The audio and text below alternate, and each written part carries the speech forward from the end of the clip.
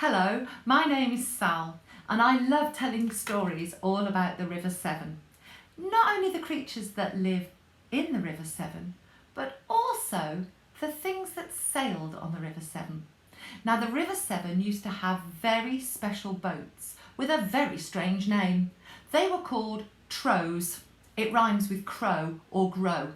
And they were very special boats to sail up and down the River Severn and out towards the Bristol Channel and to the great seas beyond. And some of them did even sail on the seas. And the trow used to look like this. I've made one here out of newspaper just to give you a little demonstration. They were cargo boats and they would often carry grain or timber or vegetables, and so they had a big cargo hold and they had sails so that they could catch the wind, and the sails were attached to big tall masts, big pieces of wood that stuck up the middle, and these were special masts. They actually could go down to go under big bridges that you might have seen in cities like Worcester. And so can you make a boat to get ready to tell this story? All you need is a piece of old newspaper, so it's completely recyclable. Grab yourself a piece of newspaper, and first of all you need to fold 2 triangles to make your sails, and then you need to have your mast at the top. Next you need to put your cargo somewhere, don't you? So take that bottom and flop it up, and there you've got your flat bottomed cargo hold. And now you're ready to tell the story with me. Because once upon a time, there was the owner of a trow, and he'd made a lot of money carrying grain and timber and vegetables up and down the River Severn. If you'd made a lot of money, where would you keep your money?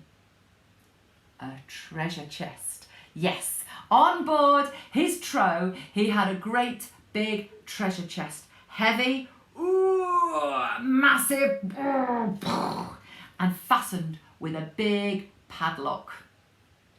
And he'd made a lot of money sailing his boat up and down the River Severn. And on this one day, he had to take some timber all the way down the Severn, through Bristol and out onto the open seas towards France. A big, bold voyage. And so with his boat loaded up with the timber, with his treasure chest firmly on board, our sea captain set sail. And he sailed a little song. He sang a little song. A sailor went to sea, to see what he could see. But all that he could see was the bottom of the deep blue sea. Now everything was going well, until all of a sudden the sky darkened, the wind blew, the rain began to lash, and the wind whistled and moaned. And there was a storm that beset that poor little trow, and it was rocking and rolling and tossing and turning, buffeted by the ferocious storm and the fearsome waves, until that boat sailed crash straight into rocks that were sticking out of the water. The back end of the boat, it broke off. So can you rip the back of your boat? And it went blub, blub, blub, blub, blub, blub, blub, down to the bottom of the sea. Oh no, he had a hole in the back end of his trow, but never mind. He was a positive thinking captain. I've still got a good end left.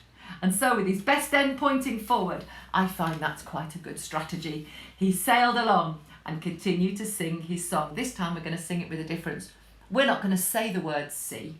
When we get to the word sea, we're going to mime the word And of course you know that the sea that we sail on is spelled S-E-A, and that sort of sea is spelled S-E-E. So we're playing a game with words here. That's what stories are for. And so he sailed along, singing his little song in that little different way. A sailor went to what he could, but all that he could was the bottom of the deep blue. and everything was going really well, until all of a sudden the sky darkened, the wind blew, the wind howled, the rain lashed, the rain poured, the wind whistled, and the poor little boat, it tossed and turned, buffeted and tussled by the storm, until it went crash straight into another rock. So this time you have to break off the back part of your boat. Can you do that? So we've got 2 holes, one each end, and the back end of the boat went blub, blub, blub, blub, blub, blub, blub, down to the bottom of the sea. Oh no! If you've got a boat with a hole in the front and a hole in the back, what's going to happen? You got it. It turned upside down and it went blub, blub, blub, blub, blub, blub, blub, blub, blub, blub, blub, blub, blub, blub, blub, blub, blub, blub, down to the bottom of the sea. And the mast, do you remember that mast, that big important piece of timber, went crash on the seabed. And I'm just going to show you now. Do this cut very, very carefully. The top part of that mast, it broke off and it went blub, blub, blub, and it stayed at the bottom of the sea along with the wreckage of that beautiful trow. How many of you can remember? What was in the cargo hold of that trow? Timber, yeah, but something else. Money, money, money. Do you remember that big treasure box with the padlock that was firmly hidden away in the cargo hold? People decided that there at the bottom of the sea there was a wreckage of a trow with lots of money on board. They decided to go out and investigate and find that boat wreck. Some people, they went out in rowing boats. Some people were desperate. They went out in sailing dinghies with a billowing sail. Some people didn't have a boat to speak of, so they took the family tin bath. They took a wooden spoon and they splished and sploshed along to the place where their boat had gone down.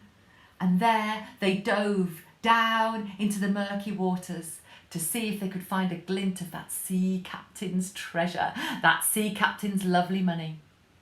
And I'm here to tell you, they didn't find so much as a shilling or a farthing or a penny of his treasure.